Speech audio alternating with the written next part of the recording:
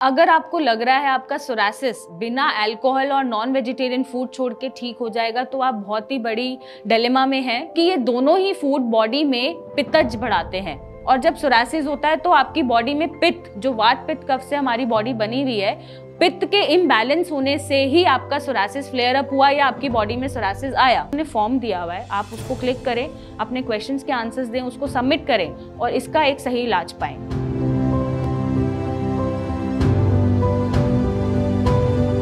अगर आपको लग रहा है आपका सोरासिस बिना अल्कोहल और नॉन वेजिटेरियन फूड छोड़ के ठीक हो जाएगा तो आप बहुत ही बड़ी डिलेमा में हैं, क्योंकि ऐसा नहीं हो सकता। नमस्कार, मैं डॉक्टर मेघा चतुर्वेदी स्वागत करती हूँ आपका चैनल पे। और आज हम बताएंगे कि अगर आपका सोरासिस है और आप अल्कोहल और नॉन वेजिटेरियन फूड कंज्यूम कर रहे हैं तो आपने भी नोटिस किया होगा कि रिलैप्स होता ही होता है, डिस्पाइट आप कोई भी ट्रीटमेंट ले लीजिए। और ये आपको क्यों छोड़ने की जरूरत है, आज हम इस वीडियो में बात करेंगे। और हम अगेंस्ट नहीं है नॉन वेजिटेरियन फूड के, इट्स बीइंग अबाउट चॉइसेस। और जब आपको सोरासिस है तो आप कुछ पर्टिकुलर चीजें नहीं कंज्यूम कर सकते क्योंकि आपका लिवर उसको पचा नहीं सकता ढंग से, तो सोरासिस में फ्लक्चुएशंस देखने को आपको मिल जाते हैं। सबसे पहली चीज, अगर आपका सोरासिस है या आप सोरासिस रिकवर भी कर गए हैं तब भी आप अल्कोहल और नॉन वेजिटेरियन फूड बिल्कुल नहीं लेंगे। क्यों? क्योंकि ये दोनों ही फूड बॉडी में पित्तज बढ़ाते हैं। और जब सोरासिस होता है तो आपकी बॉडी में पित्त, जो वात पित्त कफ से हमारी बॉडी बनी हुई है, पित्त के इम्बैलेंस होने से ही आपका सोरासिस फ्लेयर अप हुआ या आपकी बॉडी में सोरासिस आया। और इम्यूनिटी इतनी हाइपर एक्टिव काम कर रही है कि वो खुद को ही अगेंस्ट कर रही है। ऐसे में जब आप अल्कोहल या नॉन वेजिटेरियन फूड कंज्यूम करना शुरू करते हैं तो आपकी बॉडी में पित्त बढ़ जाता है। पहला रीजन, वो सोरासिस को एग्रावेट कर जाता है। दूसरा रीजन कि लिवर को बहुत टाइम लगता है नॉन वेजिटेरियन फूड पचाने के लिए, और लिवर का जब फंक्शन हैम्पर्ड होता है और उसका फंक्शन स्लो हो जाता है, मेटाबॉलिज्म का, डाइजेशन का, तो लिवर ऑब्वियसली दिक्कत में है तो वो आपका सोरासिस बढ़ाएगा, क्योंकि आपके इम्यून रिस्पॉन्सेज लिवर से जुड़े हुए हैं। उसमें इम्यून रिस्पॉन्सेज हैम्पर्ड हो जाते हैं और आपका सोरासिस फ्लेयर अप हो जाता है। अब सवाल ये उठता है कि अल्कोहल कैसे छूटेगा इतने सालों का। सिंपल सा लॉजिक है, अल्कोहल बिना विल पावर स्ट्रॉन्ग करे नहीं छूट सकता। मुझे पता है ऑब्वियसली आप इतने सालों से अल्कोहल ले रहे हैं और आप एक दिन में अल्कोहल छोड़ दें, हाईली इम्पॉसिबल।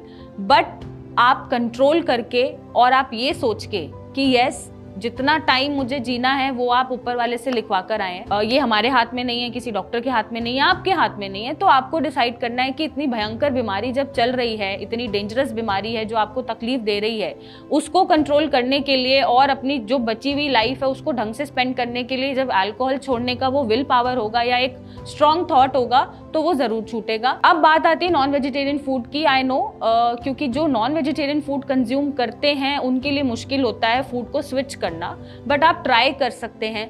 आपको प्रोटीन चाहिए बॉडी में, नॉन वेजिटेरियन फूड आपको सिर्फ प्रोटीन देता है, तो प्रोटीन के लिए आप दाल, ओट्स, सोयाबीन, बीन्स, दूध पे स्विच हो सकते हैं। और इन सारे फूड आइटम से आप अपना प्रोटीन की मात्रा डेली बेसिस पे पूरी कर सकते हैं। हम नॉन वेजिटेरियन फूड के खिलाफ नहीं है, बट सोरासिस में आप इसको नहीं ले सकते क्योंकि जैसा मैंने डिस्कस किया, लिवर को बहुत टाइम लगेगा इसे पचाने में और बॉडी में पित्त बढ़ाएगा। साथ ही साथ आप खुद सोचिएगा, हम ह्यूमन बीइंग है, हमारा अलग क्लास ऑफ फैमिली है, जो एनिमल प्रोटीन है वो अलग जाति है या प्रजाति है। अब उसकी चीज या उनको जब आप खाना कंज्यूम करेंगे तो आपको लगता है कि आपका पेट बना है उनको पचाने के लिए।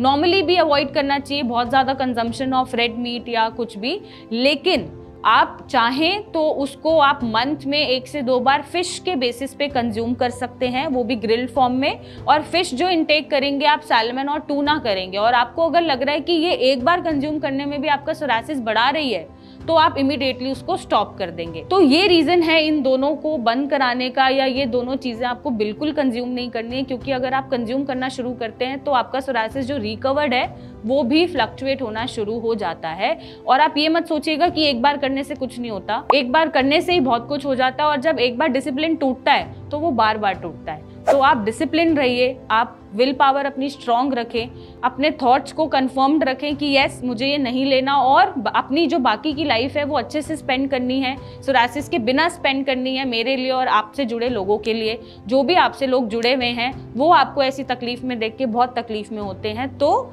आप अपने लिए और उनके लिए इन चीज़ों को कंज्यूम ना करें, ताकि आपको सोरायसिस के लिए बार बार किसी डॉक्टर की जरूरत ना पड़े और आप अपना जीवन ब्यूटीफुली स्पेंड कर सकें। और अगर सोरायसिस की दिक्कत है जिसका सोल्यूशन आपको नहीं मिल रहा है, तो एक डिस्क्रिप्शन बॉक्स में हमने फॉर्म दिया हुआ है, आप उसको क्लिक करें, अपने क्वेश्चंस के आंसर्स दें, उसको सबमिट करें और इसका एक सही इलाज पाएं।